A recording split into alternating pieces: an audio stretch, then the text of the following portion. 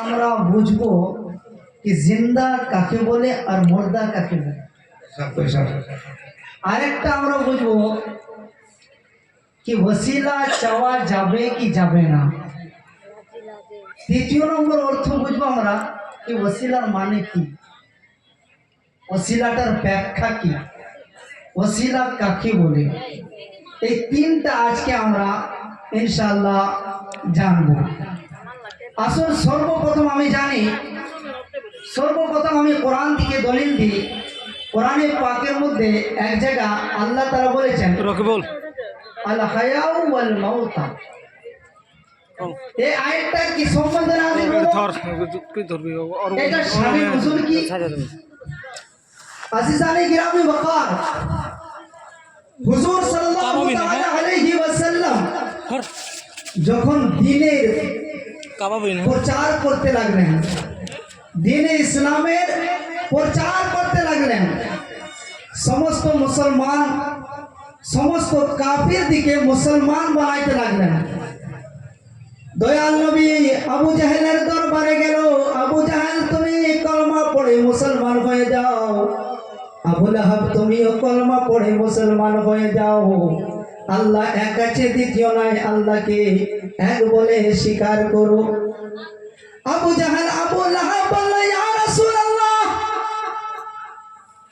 ওগো দয়াল নবী, ওগো মুহাম্মদ, আমি কলমাও পড়ব না, দ্বীন ইসলামকে কবুল করব না। আল্লাহ বললেন, ওগো নবী, ওদিকে আপনি নসিহত করেন না, এই জন্য কে ওরা হচ্ছে মুর্দা বলুন। সুবহানাল্লাহ, সুবহানাল্লাহ। ওদিকে আপনি বুঝাইতে যান না, এই জন্যই খতামাল্লাহু আলা কুলুবিহিম, ওদের দিলের মধ্যে আমি মোহর করে দিয়েছি, তাদের দিলের মধ্যে কিছুই নামবে না। ওগো নবী, ওগো দয়াল নবীজি, সুম্মুম বুকমুন উমিয়ুন ফাহুম লা ইয়ারজিউন, তারা চোখ থাকতেও অন্ধ, তারা কোনো কিছুই দেখতে পাবে না, তারা কান থাকতেও বেহেরা, দ্বীন ইসলাম বলে কিছুই বুঝতে চাইবে না, কিছুই শুনতে পাবে না। আমার ভাইরা বন্ধুরা, আমি বলতে চাই, আবু জাহেলের শরীরের মধ্যে রূহ আছে, তার সত্ত্বেও মহান রব্বুল আলামিন আল্লাহ তাআলা বলছেন এরা হচ্ছে বেহেরা, এরা হচ্ছে আন্ধা, এরা হচ্ছে মুর্দা, এরা হচ্ছে মুর্দা। আমি জানতে চাই জিন্দা কারা। আমার ভাইরা বন্ধুরা, আল্লাহ তাআলা দ্বিতীয় পারা, কোরআন শরীফের দ্বিতীয় পারা খুলে দেখলেন, সূরা বাকরার মধ্যে আল্লাহ তাআলা বলছেন, ওয়ালা তাকুলু লিমান ইউকতালু ফি সাবিলিল্লাহি আমওয়াত, যারা আল্লাহর রাস্তায় শহীদ হয়েছে তারা হচ্ছে জিন্দা।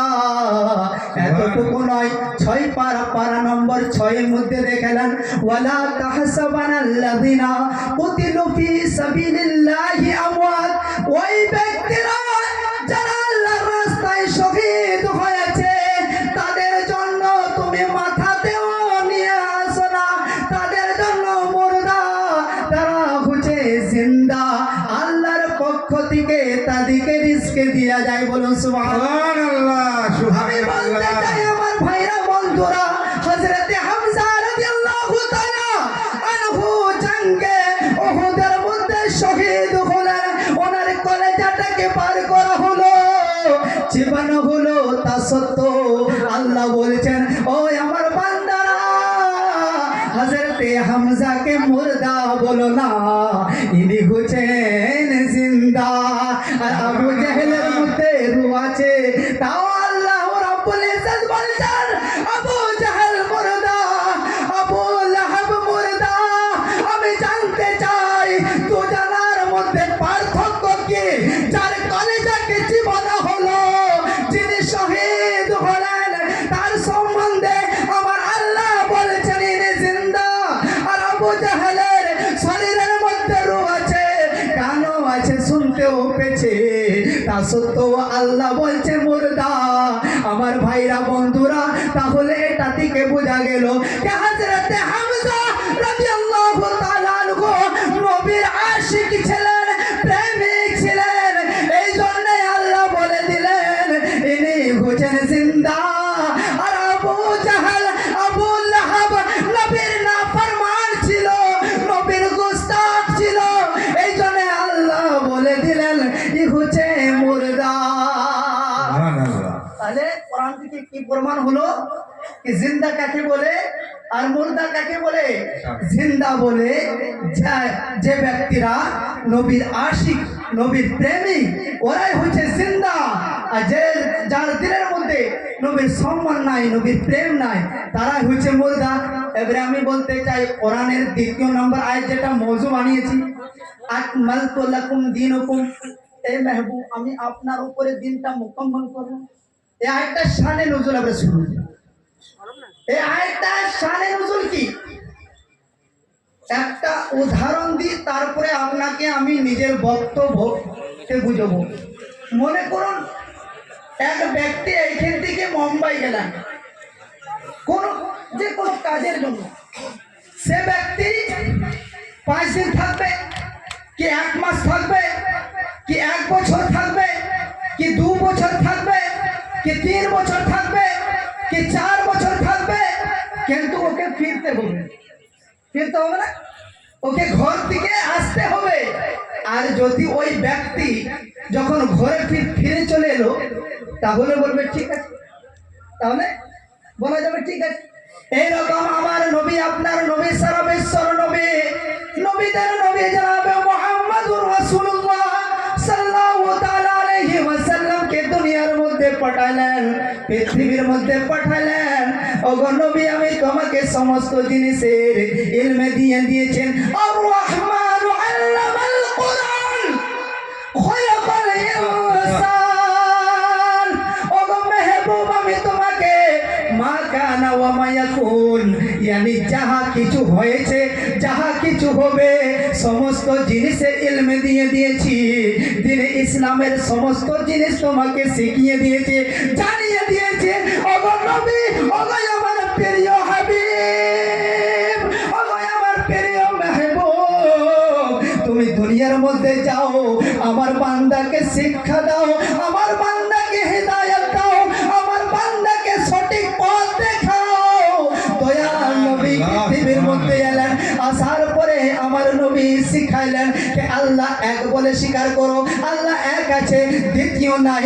আল্লাহর নবী আমাদেরকে শিখাইলেন যে তোমরা যে জিনিসের ইবাদত করছো সেটা তোমাদের মাবুদ নয়, তোমাদের পাথর তোমাদের মাবুদ নয়, সূর্য তোমাদের মাবুদ নয়, চাঁদ তোমাদের মাবুদ নয়, গাছ তোমাদের মাবুদ নয়। কেন মাবুদ নয়? এই জন্যই মাবুদ নয় যে পাথরের মধ্যে এত তাকত নাই, এত ক্ষমতা নাই যে সেই রিস্ক তোমাকে দিতে পারে।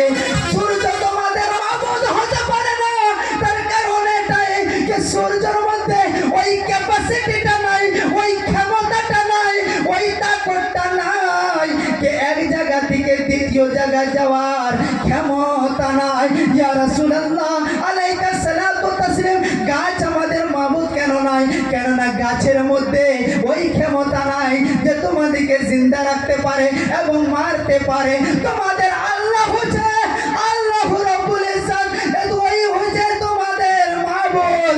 তার জন্য আল্লাহকে এক বলে স্বীকার করে নাও, আল্লাহর জিকির ও আজকার করতেই থাকো, আল্লাহর জিকির ও আজকার করতে থাকো। এই দিনে ইসলাম আমাদেরকে দিলেন, আল্লাহর নবী আমাদেরকে শিখিয়ে দিলেন যে আল্লাহর ফেরেশতা বলে আছে, তাদেরকে আল্লাহর ফেরেশতা বলে স্বীকার করে নাও। আমানতু বিল্লাহি ওয়া মালাইকাতিহি ওয়া কুতুবিহি ওয়া রুসুলিহি ওয়াল ইয়াউমিল আখির ওয়াল কদরি ওয়া খাইরিহি ওয়া শাররিহি মিনাল্লাহি তাআলা ওয়াল বা'সি বাদাল মউত। ফেরেশতাও হক আছে, মওতও হক আছে, সমস্ত জিনিস হক আছে। কোরআন আল্লাহর কিতাব, এই সমস্ত জিনিসকে মেনে নাও। জানি নাম হচ্ছে ঈমান। জানি নাম কি হচ্ছে? নাম হচ্ছে ঈমান, আল্লাহর ফেরেশতাকেও মানতে হবে। যে তোমার নসিবের মধ্যে ভালো মন্দ রেখেছে সেই জিনিসটাকে মানতে হবে, জানি না হচ্ছে ইমান। আমার ভাইরা, এই সমস্ত জিনিস যখন আমাকে আমার নবী আমাদের কাছে পৌঁছিয়ে দিলেন, তারপরে পৃথিবী থেকে দুনিয়া থেকে গেলেন। কেননা কোরআনের পাকের মধ্যে আল্লাহ বলেছেন কুল্লু নাফসিন যায়কাতুল মউত, প্রত্যেকটা জীবিতকে মৃত্যুর স্বাদ চাখতে হবে। আমার ভাইরা বন্ধুরা, নবীর দরবারে ফেরেশতা ইসরাইল এলেন। এলো ইসরাইল আলাইহিস সালাম, কিন্তু একাই নয়, জিবরিল আমিনকে সাথ নিয়ে নেন। কাকে? জিবরিল আলাইহিস সালাত ও তাসলিমকে সাথে নিয়ে নেন। কেন? কেননা এই জিবরিল আমিন, তুমি নবীর দরবারে বারবার এসেছো আর গেছো, তুমি নবীর আদব জানো, তুমি নবীর সম্মান জানো, তুমি নবীর মর্যাদা জানো, এই জন্য তুমি আমার সঙ্গে চলো। জিবরিল আলাইহিস সালাতু তাসলিম সঙ্গে নবীর দরবারের দুয়ারে এসেছেন। ইসরাইলও আছে, জিবরিলও আছে, দুজনাই আছেন। দুয়ারটা খটখট আওয়াজ দিলেন, দুয়ারটা খোলা হলো। খোলার পরে জিবরিল আমিন দেখছেন কি হযরতে সৈয়দা ফাতেমা জাহরা রাদিয়াল্লাহু তাআলা আনহা দাঁড়িয়ে আছেন। বলে কি বাপ্পা, কিসের জন্য এসেছো? বলে এই জন্য এসেছি কি হুজুর সাল্লাল্লাহু আলাইহি সাল্লাম কে নিয়ে যাব, আল্লাহর হুকুম আছে। ফাতেমা বললেন তুমি এখান থেকে ঘুরে যাও। কি বললেন? হযরতে সৈয়দা ফাতেমা জাহরা রাদিয়াল্লাহু তাআলা আনহা বললেন তুমি এখান থেকে ফিরে চলে যাও। আমার নবী বিছানার মধ্যে ঘুমিয়ে আছেন। দয়াল নবী বলছেন ও ফাতেমা, তুমি ওনাদিকে অনুমতি দিয়ে দাও আমার কাছে আসার জন্য। ফাতেমা অনুমতি দিয়ে দিলেন, নবীর দরবারে গেলেন, নবীর কাছে বসলেন। বলেন ইয়া রাসূলুল্লাহ, আল্লাহর আদেশ আছে আপনাকে নিয়ে যাব। আল্লাহর নবী বললেন ঠিক আছে নিয়ে যাও। যেরকম রূহটাকে বার করলো, রূহটাকে বার করার পরে ইসরাইল আলাইহিস সালাতু ওয়াস তাসলিম আসমানের প্রথম আসমানের মধ্যে নিয়ে গেলেন। আল্লাহকে জিজ্ঞেস করলেন আল্লাহ এই রূহটাকে কোথায় রাখবো? আল্লাহ বলে ও ইসরাইল তুমি এই জায়গার মধ্যে রাখো না। কেন কেন ইয়া রাসূলুল্লাহ, কেন রাখবো না? এই জন্য কি আমার নবীর কদম এখানে লেগেছে। বলো সুবহানাল্লাহ। দ্বিতীয় আসমানের মধ্যে গেলেন, ইয়া আল্লাহ এই জায়গার মধ্যে রাখবো। আল্লাহ বলেন না না এইখানেও রাখো না। তৃতীয় আসমান, চৌথা আসমান, পাঁচওয়া আসমান, ছটা আসমান, লাখ মাকার মধ্যে গেলেন। আল্লাহ এখানে রেখে দেব না, কোথায় রাখবো? আল্লাহ রাব্বুল ইজ্জত বললেন ইসরাইল তুমি যে জায়গা থেকে নিয়ে এসেছো ওই জায়গার মধ্যে রেখে দাও। বলো সুবহানাল্লাহ। এবারে প্রমাণ শুনুন, হাদিস থেকে যারা মানে হাদিসের প্রমাণ নোট করুন। বুখারী শরীফ 1257 নম্বর পৃষ্ঠার মধ্যে দেখতে পারেন কবরের বয়ান। কিসের বয়ান? কবরের বয়ান। পৃষ্ঠা নম্বর কত? 1257। কবরের বয়ানের মধ্যে দেখতে পারেন আল্লাহর নবীর প্রিয় সাহাবী হযরতে সাইয়্যিদনা আবু বকর সিদ্দিক রাদিয়াল্লাহু তাআলা আনহু বলছেন, হযরতে সাইয়্যিদনা আবু বকর সিদ্দিক রাদিয়াল্লাহু তাআলা আনহু বলছেন कि আমি যখন নবীর শরীর মোবারকটাকে নিয়ে কবরের মধ্যে রওজার মধ্যে রাখলাম, দেখছি কি আমার দয়াল নবীর হাত মোবারকটা হিলছে। আমার ভাইরা বন্ধুরা, হযরত আবু বকর সিদ্দিক বলে ওমর এই দেখো আমার নবীর ঠোঁট মোবারকটা হিলছে। হযরত ওমর রাদিয়াল্লাহু তাআলা আনহু বলে আবু বকর তুমি কান দিয়ে শোনো আমার নবী কি বলছে। যেরকম আবু বকর সিদ্দিক রাদিয়াল্লাহু তাআলা আনহু কান দিয়ে যেরকম শুনছেন কি আমার নবী বলছেন ইয়া রাব্বি হাবলি উম্মতি।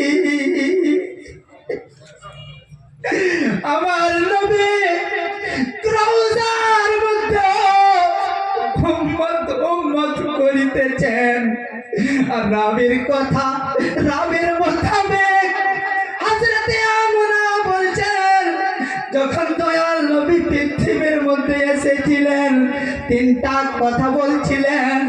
এক নম্বর কথা বলেছিলেন সুবহানাল্লাহ, দ্বিতীয় নম্বর কথা বলেছিলেন আলহামদুলিল্লাহ, আর চৌথা নম্বর কথা বলেছিলেন ইয়া রাব্বি হাবলি উম্মতি। আমার নবী পৃথিবীর মধ্যে যখন এসেছিলেন উম্মত উম্মত করে এলেন। পৃথিবীর দিকে যখন আমার নবী গেছেন উম্মত উম্মত করে দিয়েছেন। আমার নবী উম্মতকে কত ভালোবাসে। আমরা এমন মুসলমান, আমরা ওই নবীর উম্মত হয়েও নবীর প্রেমে তো ইজহার করি, কিন্তু আমরা ওই প্রেমের ভরসাটা রাখি না। বন্ধুরা আমার ভাইরা, আমি বলতে চাই, তার জন্য কোরআন পাকের মধ্যে আল্লাহ তাআলা বলেছেন, আল্লাহ বলেছেন কি তুমি সবথেকে বেশি আমার মেহবুবকে ভালোবাসো। আমার ভাইরা বন্ধুরা, এতটুকু নয়, আমি বলতে চাই, যে ব্যক্তিরা বলে নবীকে মুর্দা, ওই ব্যক্তিরা কান খুলে শুনো। যখন হযরতে ওমর রাদিয়াল্লাহু তাআলা আনহু শুনলেন, হযরতে ওমর রাদিয়াল্লাহু তাআলা আনহু শোনার পরে একটা তলোয়ার তুললেন, তলোয়ারটাকে নিয়ে মদিনার গলি গলিতে ঘুরতে লাগলেন আর বলতে লাগলেন, কেউ যদি ওমর ওমর বলছে, কেউ যদি নবীকে মুর্দা বলবে তার গর্দন হবে আর ওমরের তলোয়ার হবে। আমার ভাইরা বন্ধুরা, আমরা জিন্দা বলি, নবীকে জিন্দা মানি, এটা সাহাবিয়ে রাসূলের তরিকা। আমার ভাইরা বন্ধুরা, বক্তব্য বাড়াইলে অনেক বেড়ে যাবে, নিজের বক্তব্যকে এখানে সমাপ্ত করি। ওয়া মা আলাইনা ইল্লাল বালাগ। একবার সকলে মিলে কালমা শরীফ পড়লেন, লা ইলাহা ইল্লাল্লাহু মুহাম্মাদুর রাসূলুল্লাহ।